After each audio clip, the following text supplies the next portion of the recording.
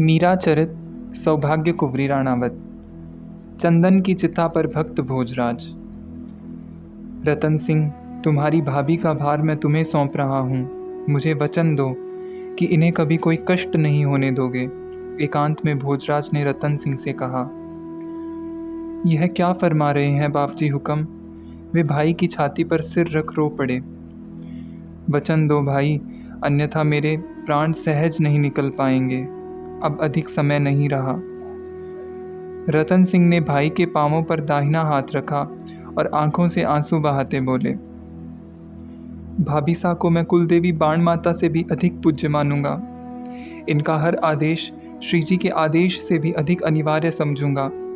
इनके ऊपर आने वाली प्रत्येक विपत्ति को रत्न सिंह की छाती झेल लेगी।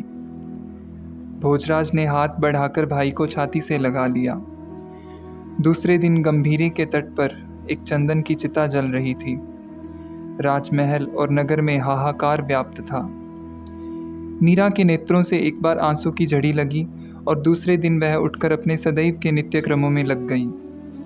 12वें दिन बूढ़ी विधवा स्त्रियां आईं उनके हाथ की चूड़ियां उतारने। आप सबको किसने कहा कि मेरे पति मर गए? ठाकुर जी कभी मरते हैं क्या? मीरा ने आश्चर्य से पूछा। पति नहीं तो फिर वे क्या थे आपके? ऐसा बचपना अच्छा नहीं लगता हुक्म। उनके साथ ही तो आप यहाँ पधारी। वे तो मेरे मित्र थे, वे लाए तो यहाँ आ गई।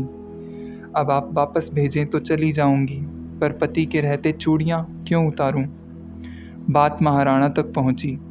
सुनकर एक बार तो वे भी भन्ना गए, किंतु रतन सिंह ने आकर निवेदन किया। भाभी सा आरंभ से ही फरमाती रही हैं कि मेरे पति ठाकुर जी हैं।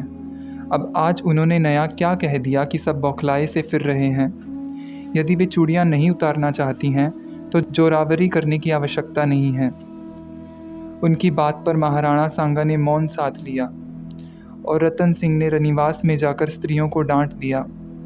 जिसने भी सुना वह आश्चर्य में डूब गया। स्त्रियों में थू थू होने लगी।